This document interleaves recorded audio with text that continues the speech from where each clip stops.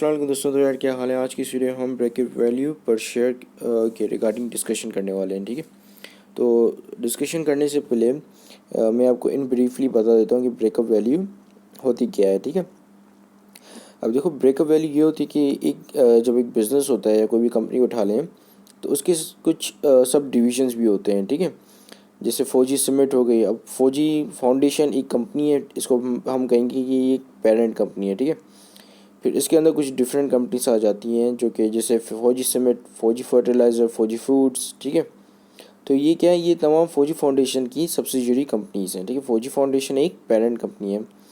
तो अगर आप इन तमाम सब्सिडियरी कंपनी और एक पेरेंट कंपनी, इन तमाम सब्सिडियरीज़ के और एक पेरेंट कंपनी के आप असासे देखोगे और उनकी जो लायबिलिटीज़ हैं वो देखो, यानी कि उन असासों में से लायबिलिटीज़ को जब आप निकाल दो, ठीक है, टोटल लायबिलिटीज़ जिसमें करंट और नॉन करंट दोनों होती हैं।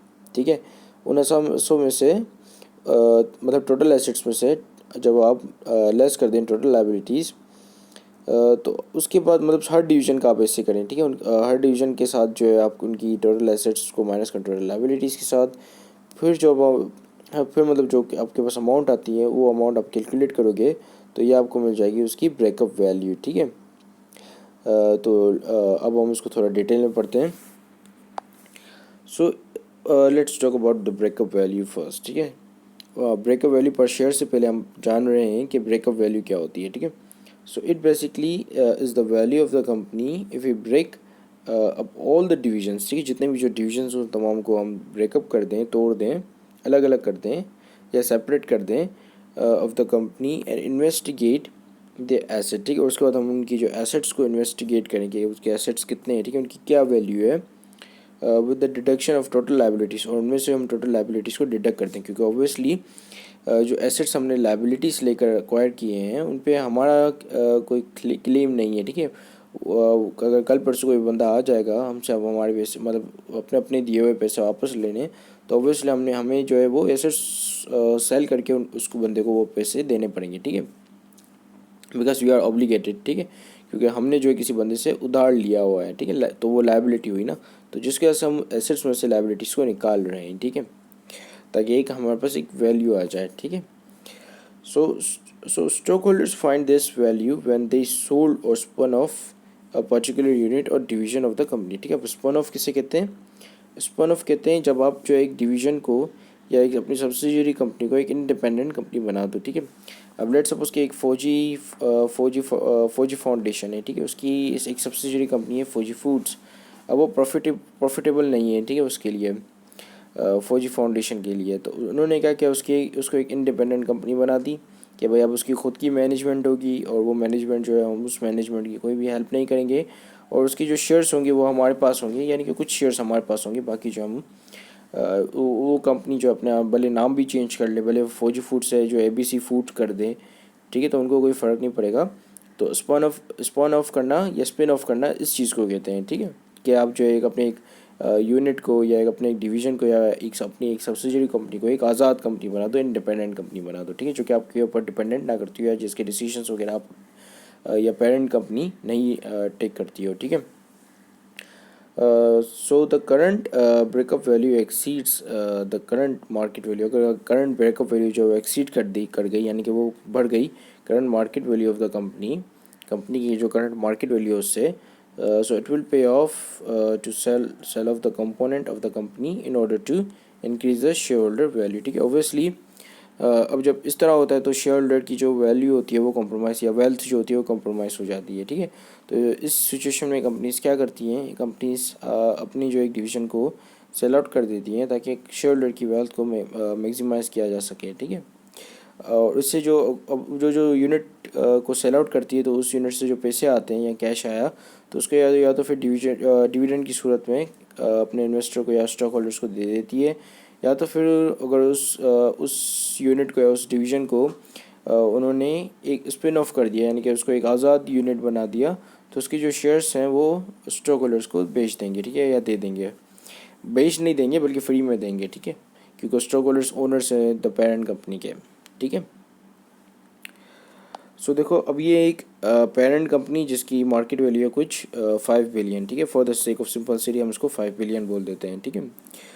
अब इसके अंदर सब्सिडीज़ भी शुमार हैं, ठीक है। हर सब्सिडरी जो है इसके अंदर है, ठीक है। और पेरेंट कंपनी भी है यहाँ पे, और सबकी जो ओवरऑल जो वैल्यू है वो 5 बिलियन है, ठीक है। अब हम इसको तोड़ देते हैं। पेरेंट कंपनी की जो वैल्यू हो गई एसेट के लायबिलिटीज़ को निकालने के बाद वो हो गई कुछ 1 बिलियन, ठीक है। और सब्सिडरी कंपनी एक की जो है वो 1 बिलियन है, दूसरे की भी 1 बिलियन और तीसरे की भी 1 बिलियन है, ठीक है। तो ये हो गई हमारी ब्रेकअप वैल्यू, ठीक है। हम इस चीज़ को हम कहते हैं कि ये ब्रेकअप वैल्यू है। अगर हम इन सबको जो है प्लस करते हैं तो हमारे पास एक ब्रेकअप वैल्यू आ जाएगी, ठीक है। कुछ इस तरह, जैसे ब्रेकअप वैल्यू है 4 बिलियन और मार्केट वैल्यू है 5 बिलियन, ठीक है। अब इस सिचुएशन में क्या होता है कि यहाँ पर जो जो मार्केट वैल्यू यहाँ पे है वो बता रही होती है कि कंपनी मतलब ये बता रही होती, ये होती है कंपनी की इंट्रांसिक वैल्यू, इसको हम इंट्रांसिक वैल्यू भी कह रहे होते हैं, ठीक है। और ये बता रही होती है कि कंपनी कितनी ज़्यादा मतलब कितनी ज़्यादा सक्सेसफुल है, कि वो अपनी जो एक्चुअल वैल्यू है उससे कितनी ज़्यादा वैल्यू कर रही है, ठीक है। यानी कि कल को अगर कोई आपसे ख़रीदेगा और बोलेगा कि भाई आपके पास एसेट्स वगैरह इतनी हैं, तो मुझे जो इतने एसेट्स वगैरह को कैलकुलेट करके बेचो, तो आप उसको नहीं बेचोगे, क्योंकि उसकी जो मार्केट में वर्थ है वो उससे कहीं ज़्यादा है, और 5 बिलियन यानी कि 1 बिलियन पूरा ज़्यादा है, ठीक है। अब इसी तरीके से लेट सपोज कि अगर ब्रेकअप वैल्यू बहुत ज़्यादा हो जाती है और एक्चुअल वैल्यू मतलब ब्रेकअप एक्चुअल वैल्यू होती है और मार्केट वैल्यू जो है वो 5 लाख होती है, तो इस सिचुएशन में क्या करते हैं कि स्टॉक होल्डर्स मैनेजर्स को या बोर्ड ऑफ डायरेक्टर्स को अर्ज करते हैं या तो फिर उनको फोर्स करते हैं कि वो कोई भी एक डिवीज़न बेच दे, ठीक है। इससे क्या होगा कि मार्केट जो वैल्यू जो है वो ब्रेकअप वैल्यू कम हो जाएगी, ठीक है, और मार्केट वैल्यू कांस्टेंट ही रहेगी। लेट्स सपोज कि ब्रेकअप वैल्यू हो जाती है 4 बिलियन, ठीक है, 4 बिलियन हो जाती है और मार्केट वैल्यू जो है 5 बिलियन होती है। तो इस सिचुएशन में क्या होगा कि स्टॉक होल्डर की जो वेल्थ है वो कॉम्प्रोमाइज़ नहीं होगी, ठीक है। अदरवाइज इस सिचुएशन में ये जो 7 लाख और 7 बिलियन और 5 बिलियन वाली सिचुएशन है यहाँ पे, इसमें क्या हो रहा है कि स्टॉक होल्डर्स की जो वेल्थ है वो कॉम्प्रोमाइज़ हो रही है, ठीक है। So let's suppose that the breakup value now became more than the market value of the company. So in this case, the stockholder urged to sell a subsidiary company or to spin off a subsidiary company, as they would not affect any market any of there would not be any effect of market value, and the stockholders' wealth will be increased due to the dividend that they receive, or for the sale of the subsidiary company, or to get more shares from the spin of a subsidiary company, ठीक है।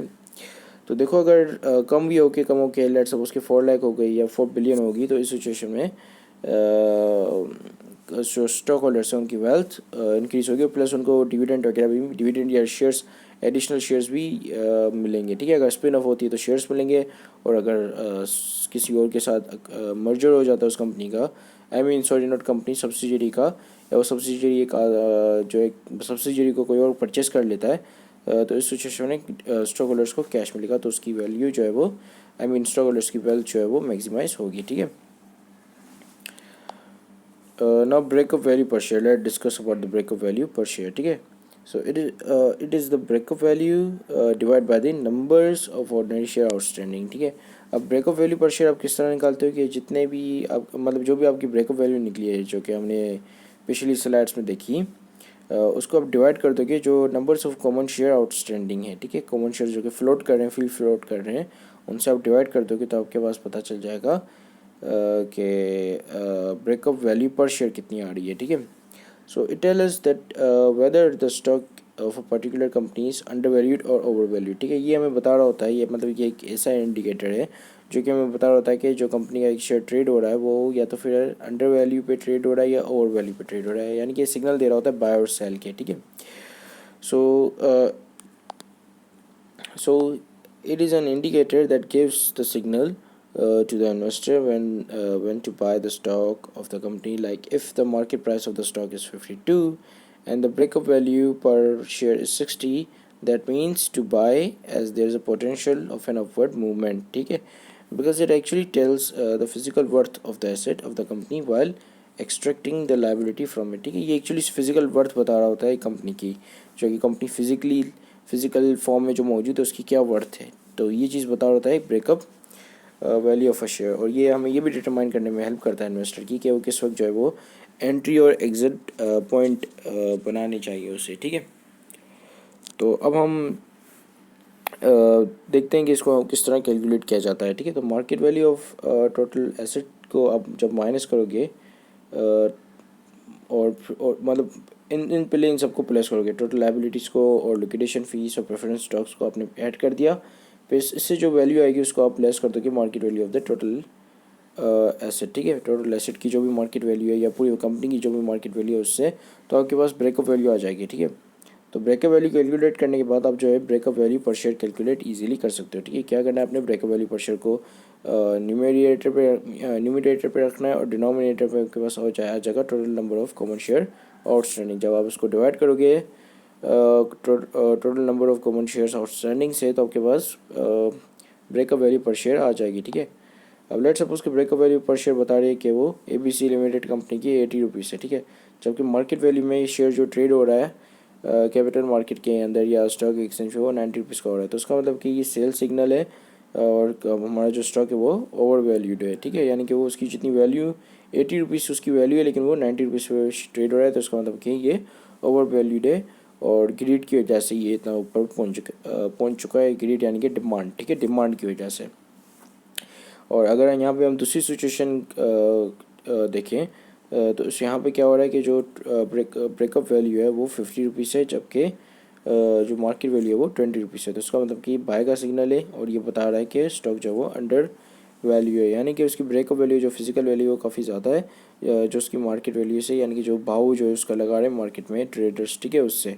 तो इसका मतलब कि यहाँ पे potential chances है upward movement के, जबकि यहाँ पे चांसेस है डाउनवर्ड मूवमेंट के। तो जिसकी वजह से अगर आप 90 पे सेल करोगे और उसके बाद ये डाउनवर्ड मूवमेंट हो जाएगा, तो यहाँ पे आपने 10% 10 रुपीज़ का प्रॉफिट कमाया है, ठीक है, अगर आपने 80 पे परचेज़ किया तो दिस इज इट। अब आपके पास जो एक डिस्क्लेमर है, this video is just for the education purposes and do not give and suggest any suggestion about the investigation strategy. Also, I will not be responsible if you use this strategy to trade and lose money. Just a single measurement is not enough to pick some company stock, ठीक है। एक measurement से आप जो है company stock या stock investing के expert नहीं बन सकते आप। You have to follow multiple strategy, you have to make your own strategy and you have to know how the candlestick chart patterns works, ठीक है। So this is it. Thank you very much for watching this video. Have a great day and Allah Hafiz.